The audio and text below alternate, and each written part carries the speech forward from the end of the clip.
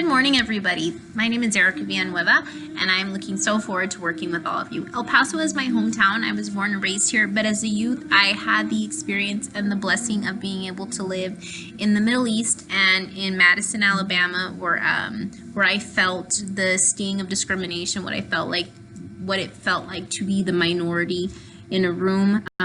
Certainly very different than El Paso, where we are the major minority. I have been an educator now for 8 years. My first experiences in teaching were in the realm of special education. And then I was able, once I got into this master's program, I decided that I wanted to work closer with the populations with which my master's would be serving. So I have my, I now am teaching ESL. I teach English 2, 3, 4, and Reading 3. And I absolutely love what I'm doing. I love the kids I get to teach, and I really feel like I'm doing something very important, as I did with special education. I really love working with special populations. I really derive a great sense of satisfaction from helping these children and helping to be their advocate, because often they just don't have people that are able to assist them in their future endeavors. So this has been a great honor and pleasure. And I think I'm going to be doing this for a while. I really love what I'm doing. I have 2 young sons, ages 13 and 9, and I've also been married for 14 years. I've been very blessed. My undergraduate work I obtained from the University of Phoenix. I hold a Bachelor of Science in Psychology.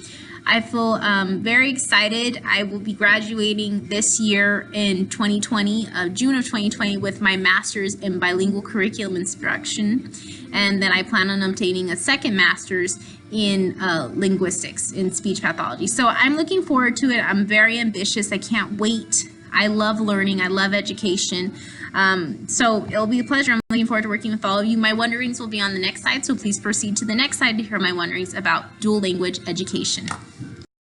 My experience with and understandings of dual language education. I have 2 sons, and both of them have partaken in the international program at one of our YSD campuses since they both were in kindergarten. My sons have been taught Mandarin, Chinese, and English, and I found the program that they're in, it starts from kinder and it goes all the way till 8th grade.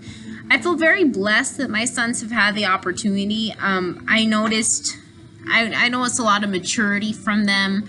I enjoy the fact that they understand from such a young age, although it's hard as a parent to see what it is to struggle in an academic setting and how to persevere through those settings.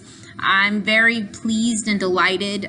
They've been blessed with amazing teachers who really want them to get the content and help them. Some of my qualms, I guess you could say, that I do struggle with as far as the dual education model, the dual language education model, is that when it came to standardized testings in their own experience, that my kids had to test in English, even though they were primarily taught in Spanish from kinder all the way to the 4th grade. So as a mom, that's hard, and to my understanding, that's not standard, that's not uniform everywhere, but for my kiddos, it was.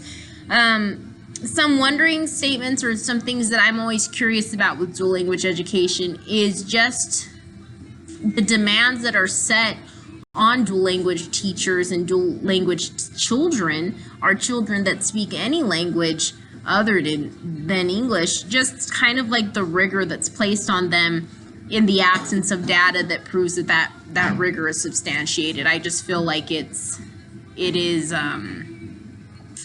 I don't know, that it's unnecessary, and I think that it puts a lot of pressure on our students, and it can make someone that came to have a better opportunity in life, a child that came to be better, I feel like it kind of sucks the fun out of learning for them in some cases. And I was seeing the film, and I'll talk about that in my other blog, but I know that some parents want their kids to get the rush, but I wonder if we're making lifelong learners, if we're creating global citizens, someone that can oscillate between 2 worlds of language socially and then still be literate in another language. I find that those personable skills, those social skills that are required when you know more than one language and the access that provides you to different worlds, different cultures, different echelons in society, I feel that's too valuable to try to quantify with a standardized test. So as an ESL teacher, I wonder why there's such a discrepancy between the data that we have about language acquisition and the way that languages are learned and the way that they're taught, as opposed to what we're expected to do at a state level for these students. How do we advocate? How do we marry those two worlds to where policymakers and people that just have their own inherent beliefs about programs that do teach dual language, how do we marry those two worlds so that we're not killing kids? I think that it's a much bigger question, and I think it really has to do with the state of education.